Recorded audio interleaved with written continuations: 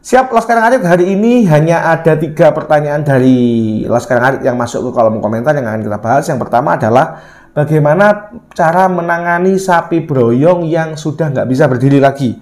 Lalu pertanyaan yang kedua, Laskar Ngarit, kita melihat bagaimana caranya mengatasi dan apakah bahaya setelah sapinya keguguran ternyata malah keluar nanah. Dan yang paling penting adalah pemberian pakan yang paling baik itu sehari berapa kali.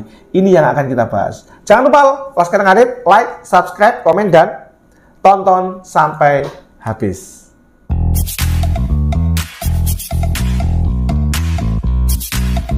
Assalamualaikum Laskar Ngarit beres-beres dimanapun Anda berada. Jumpa lagi dengan saya Dr. Hewan Risa di channel YouTube Sahabat Satwa TV yang akan berbagi tips dan informasi seputar hewan ternak. Laskar Ngarit ada beberapa pertanyaan yang hari ini akan kita bahas, akan kita diskusikan, yang semuanya berasal dari kolom komentar. Jadi buat jenengan yang ingin dibahas pertanyaannya, ingin dijawab pertanyaannya, silakan subscribe dulu, silakan like, dan silakan tulis komentar berupa pertanyaan atau keluhan yang ada di kandang. Bila kita analisis bisa mewakili pertanyaan-pertanyaan yang lain, maka akan kita pilih untuk kita jawab. Siap?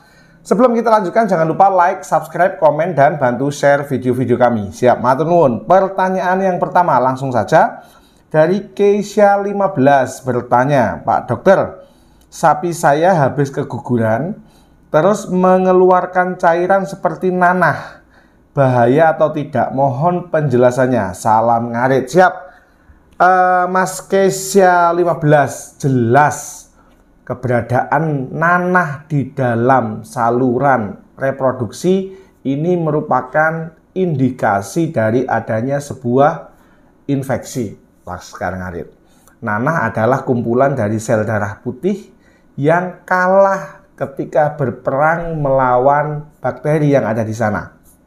Nah, permasalahannya adalah sapinya Mas Keisha ini, dia setelah keguguran mengeluarkan nanah. Pertanyaannya, apakah nanah atau infeksi inilah yang menyebabkan keguguran?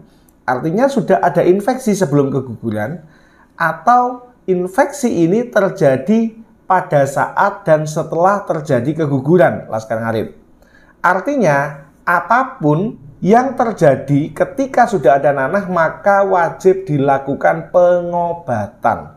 Karena hukumnya wajib bahwa kondisi dari rahim atau uterus, baik itu pada masa bersih, pada masa birahi, dan pada masa bunting, idealnya dia steril dari bakteri. Adapun bakteri di situ tapi masih bisa diatasi oleh sistem pertahanan tubuh yang ada di dalam rahim. Tapi idealnya tidak ada infeksi di sana, Laskar Ngarit. Jadi konkretnya Keisha 15, sebaiknya segera lakukan pengobatan, terutama bila kondisi si serviks atau leher rahim, ya, pintu rahim ini masih membuka. Di situ akan lebih memudahkan seorang dokter atau mantri untuk melakukan pengobatan. Bila dibiarkan, apa yang terjadi Pak Dokter?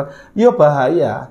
Endometritis, metritis, atau metriosis, atau piometra, sehingga terjadi kemajiran, rusak nanti karena isinya adalah rahim, nanah. Apalagi bila sampai terjadi timbunan nanah atau piometra, udah nggak bisa punya anak lagi. Seandainya di situ ada infeksi bakteri atau kerusakan dinding rahim yang sifatnya si sapi masih belum menunjukkan gejala keluar lendir atau nanah, dia masih bisa birahi, tetapi ketika sudah terjadi pembuahan, di awal-awal kebuntingan akan terjadi yang namanya kematian embrio dini, atau embrionya mati duluan, sehingga seakan-akan IB-nya tidak berhasil, Laskar Ngarit. Oke. Sarni bertanya, pemberian pakan sapi idealnya berapa kali diberi makan? Sore hari apa malam hari yang baik, Dok? Terima kasih. Nah, ini sudah beberapa kali saya bahas, Laskar Ngarit. Yang paling penting dari sebuah pola beternak sapi adalah polanya, manajemennya jangan berubah-ubah. Jadi misalkan jenengan sehari dalam pagi ketemu pagi atau 1 kali 24 jam jenengan memberikan makan hanya 2 kali. Ya sudah, 2 kali. Berarti per 12 jam misalkan pagi, jam 6 pagi atau jam 6 sore atau malam masih dikasih lagi untuk paginya. Dan itu jangan diubah-ubah. Cuman rata-rata Laskar Ngarit pemberian pakan itu 3 kali. Jadi bisa pagi setelah dibersihkan, lalu siang atau menjelang sore, atau malam biasanya masih diberi pemberian pakanan lagi. Nah, apa makanan yang diberikan tergantung potensi yang ada di kandangnya jenengan. Bila memang potensi full hijauan, kasih hijauan. Bila memang potensinya ada comboran, ada konsentrat, ada bungkil ketela, atau ada ampas roti, atau ada bekatul, silakan tambahkan. Yang paling penting adalah polanya jangan berubah-ubah. Pola ini adalah waktu pemberian, porsi pemberian, dan jenis pemberian. Nah, kalau misalkan pola berubah-ubah yang terjadi apa? Sapinya stres. Sapi yang stres akan berdampak pada kalau jantan sulit gemuk, kalau betina sulit gemuk dan sulit birahi Laskar Ngarit.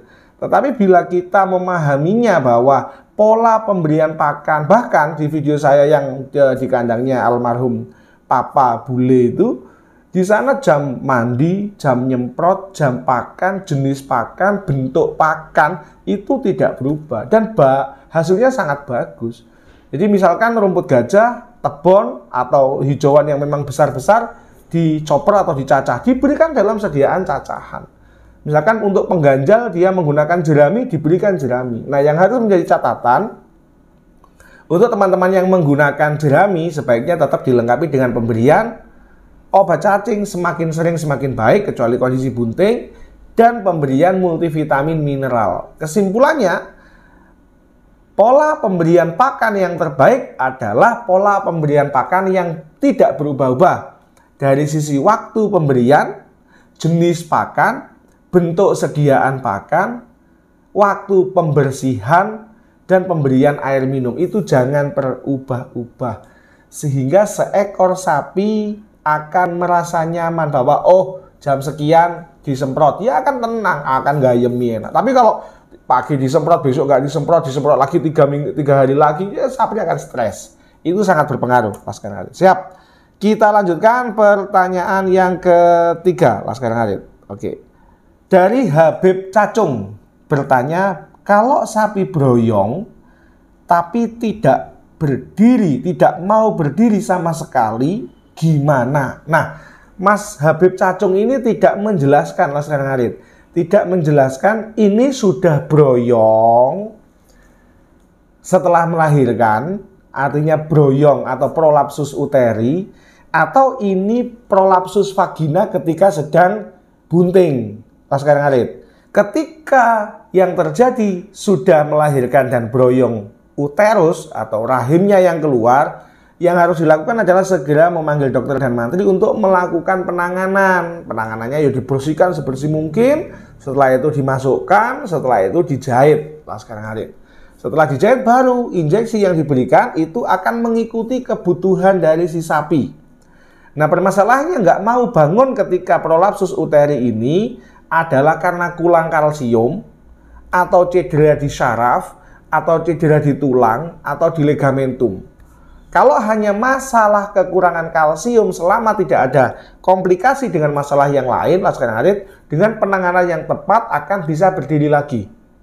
Tapi kalau permasalahannya di saraf, kepelengkang, ligamentumnya putus ya, atau ada trauma yang berlebihan di tulang belakang, ini sulit, Laskar Ngarit. Oke, begitupun bila terjadi ambruk atau nggak mau berdiri pada saat prolapsus masih prolapsus vagina.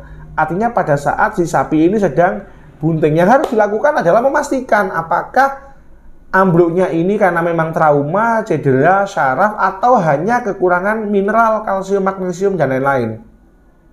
Kalau memang masih bisa dipulihkan, artinya non-traumatis, bukan karena kepelengkang, kepleset, patah, syarafnya rusak, dan lain-lain, dan hanya karena metabolisme, selama penanganan dokter ini tepat, jenengan manut untuk saran-saran pemberian pakan, multivitamin, alas kandang, dan lain-lain, insya Allah si sapi ini masih bisa berdiri, Laskar Ngarit. Jadi seperti itu. Maka Mas Habib Cacung kesimpulannya adalah apa penyebab dari ambruknya sapinya jenengan ini?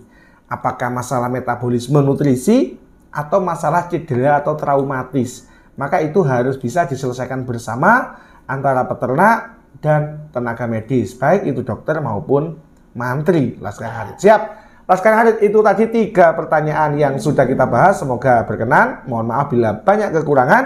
Jangan lupa tetap kami memohon dukungan dari dengan semua dengan like, subscribe, komen, dan bantu share video-video kami. Sekian, lemah teles, Gusti Allah sembales. Wassalamualaikum warahmatullahi wabarakatuh. Laskar Harit beras-beras tetap semangat.